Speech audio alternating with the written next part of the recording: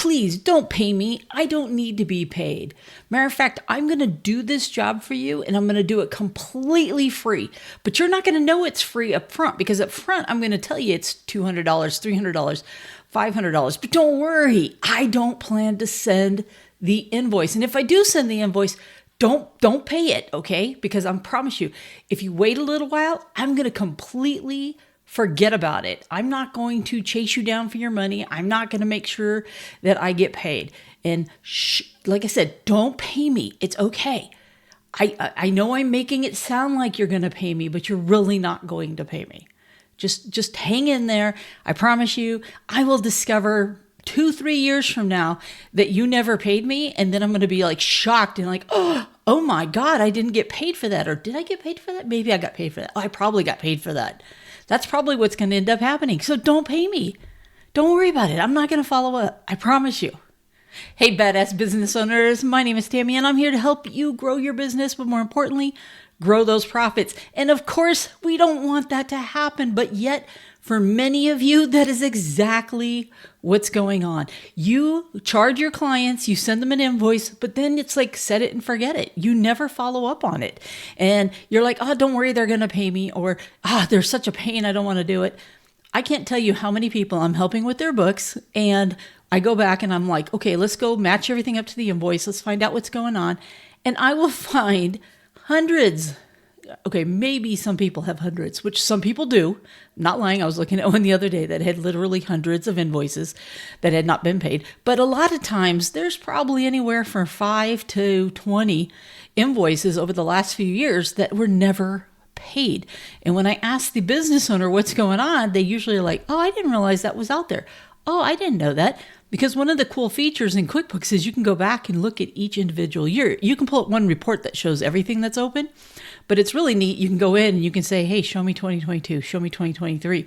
And you can see invoices that weren't paid. Now, my first thought is they had to have gotten paid. They probably just weren't matched up correctly when the money came in. And that's the first thing I tried to do is I try to match everything up. But then what I discover a lot of times they're like, oh yeah, no, they never paid. No, I think I've been bugging them. And I'm like, oh, okay, when was the last time you bugged them? Crickets. You know why? Because they don't remember. They just remember the name. They remember the person and they remember they were a pain in the butt and they weren't paying. Either way, you want to deal with it, right? It's either going to be bad debt that you need to deal with or you need to go get yourself paid. And I'm telling you, this happens all the time, more than you think. I used to think it happened before I even started doing bookkeeping stuff because I personally would have somebody do some work for me or one of my other clients and the invoice would never come. I'd be reminding them going, hey, I want to get this paid for you before we close on this house.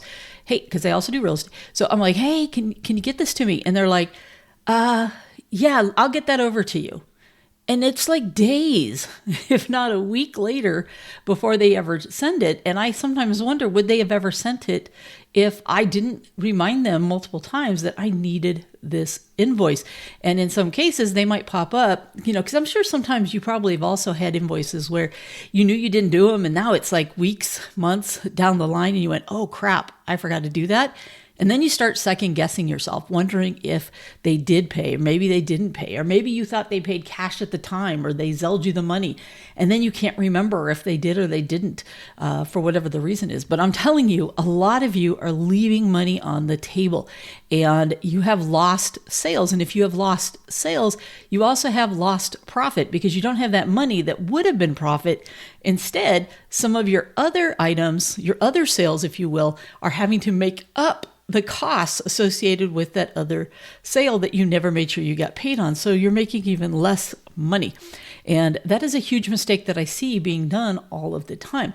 So what is something that you could be doing with this? Well, if you are on QuickBooks, which I highly recommend that you are using some sort of bookkeeping system, I'm a personal fan of QuickBooks Online because I think it's nice and easy for most people to utilize. Does it have its imperfections? Yes, but I think it helps. But the main thing is you can go in there at any time and you can pull that up. And it's something that you probably should be looking at least once a week, if not once a month, and start going, wow, did I charge everybody that I needed to? Did I even send out the invoice in the first place? And then second, did I make sure that I got paid on these invoices, and do I need to follow? Now, one of the things that I hear people say is, well, they'll get around to it. They'll get to it. They're good for it. Well, they're not good for it if they're not paying for it. I know somebody that has been doing services for somebody for, gosh, it's probably 6 months now, billing them monthly for what it is that they do, but yet they still have not been paid. And they keep thinking this person's going to pay them when the reality is this person doesn't have any money. So how long do you go on with the insanity? How long do you keep working with someone thinking they're going to pay you when they haven't been paying you before?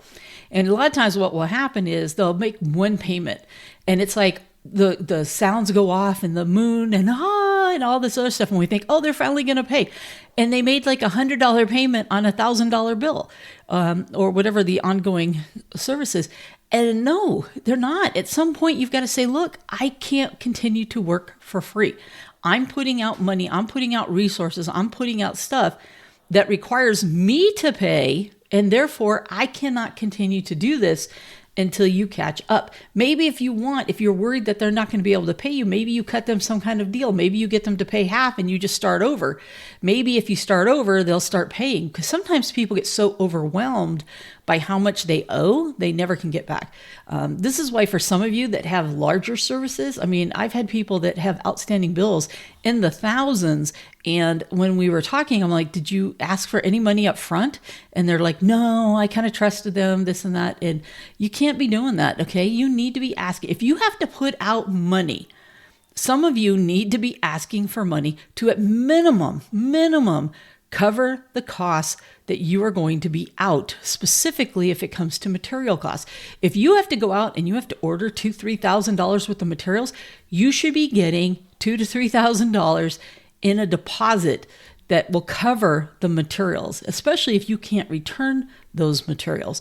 There's a lot of times when I'll see somebody with a $6,000, $7,000, $9,000, $20,000 invoice outstanding, and they never captured any of the money up front. And meanwhile, they've already done the job. They've already installed it. They've already done whatever it is that they do. And now they're out the money. The customer is sitting with the product, with the service, and hasn't spent a dime. For whatever reason, they are not even being pursued, in which case sometimes you've got to go after your options, whether it's seeking a lawyer, putting a lien on the house, whatever the case may be, depending upon what that amount is. Are you going to do it over a couple $100? No. But are you going to do it if they owe you thousands, especially tens of thousands of dollars? I think you should. I think you really should look at that, because it's an option, and maybe just threatening them with that will help you get your money. Sometimes it works, sometimes it doesn't. Sometimes you have to put the lien, and then you got to wait until they sell their house before you can get your money. But at least you get in line for being able to get paid. So it's really important that you are making sure that you have some system in place. And I recommend weekly. I really do, because I think sometimes just sitting down at the end of the week going, these are the jobs that I did, and these are the invoices that I sent out, and these are the people that paid me. Sometimes we have pay due immediately, right? They owe us right when we do the job. Sometimes we give them 2 to 3 weeks, 15 days. Sometimes we give them 30 days if we're working with, people that have to go to their bosses to get paid.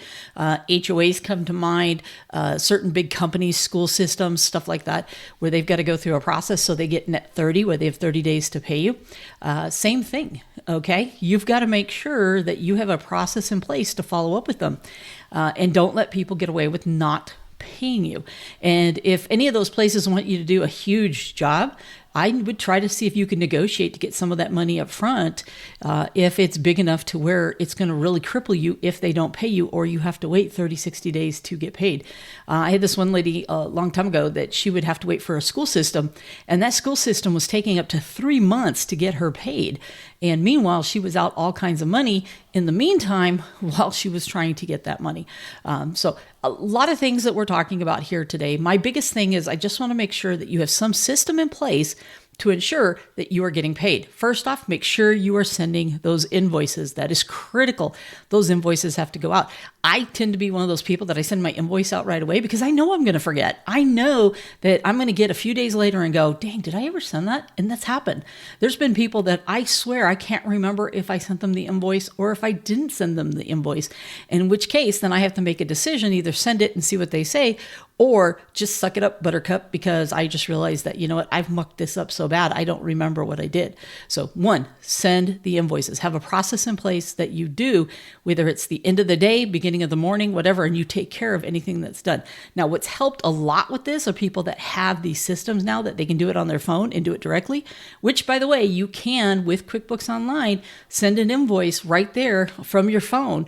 You don't have to be at a computer. You can actually do it from your cell phone. You can give them an invoice or a sales receipt right then. If they give you cash or they give you a check or whatever, you can give them a sales receipt or you can send them an invoice. So first, make sure you send that. Second thing is make sure that every week, or at least every month at minimum, prefer every week, that you're following up on any of those outstanding invoices or items in which people need to get you paid. And then third, make sure that if you are doing large jobs and you do not have the money to cover, and even if you do have the money to cover, if you don't get paid, are you still going to be able to eat it and suck it up? You need to make sure that you are getting deposits on some of these really large jobs that you are having to put out thousands of dollars in materials and stuff to people. So you need to really look at that. Sometimes people do it intentionally. Sometimes they don't. Sometimes they don't remember if they've paid it or not.